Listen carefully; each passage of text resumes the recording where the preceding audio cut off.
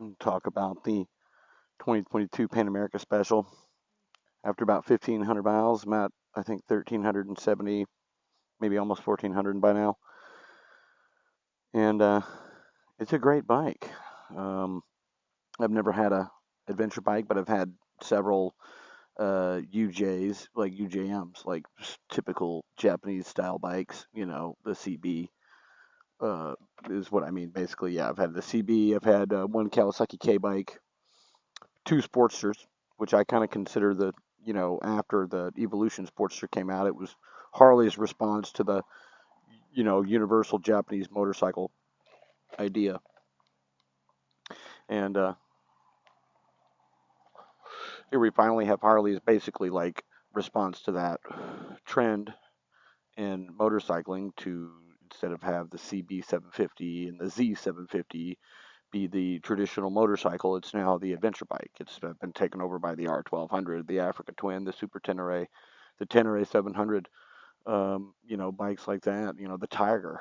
Instead of getting a street triple, you get a Tiger, right? Instead of getting a R90 or an R1200, you get a R1200 GS. Instead of getting the Sportster S, you get the Pan America.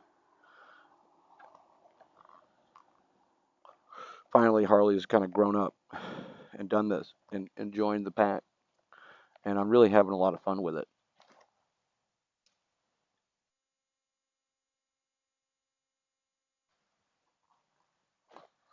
Really having a lot of fun with it.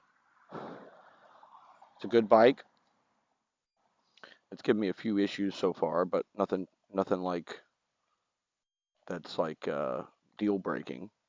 There's the well, I'll get into it once we fix it. Once we find out what's wrong with it, I'll have a detailed video of what we did to fix the issue.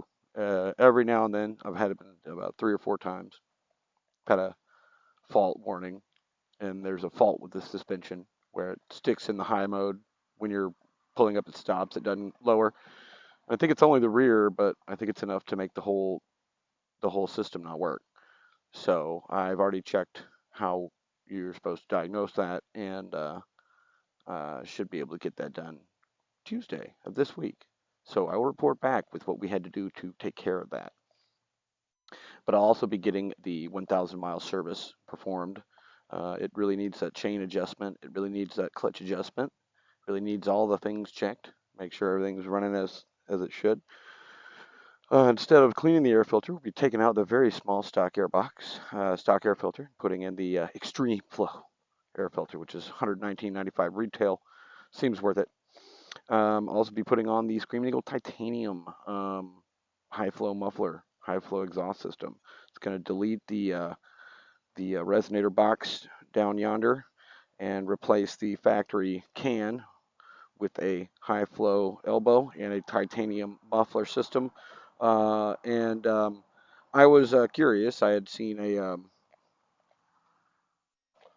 rumor somewhere on the internet that they were made by a Krapovich, so I wanted to check for myself and look to see where they were produced and manufacturer country stated PL, Poland. So it's not Slovakia or Slovenia. I'm sorry, I can't remember where they're from, but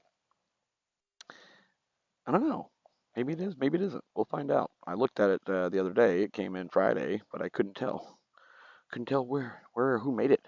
It was all just Harley Screaming Eagle. And okay,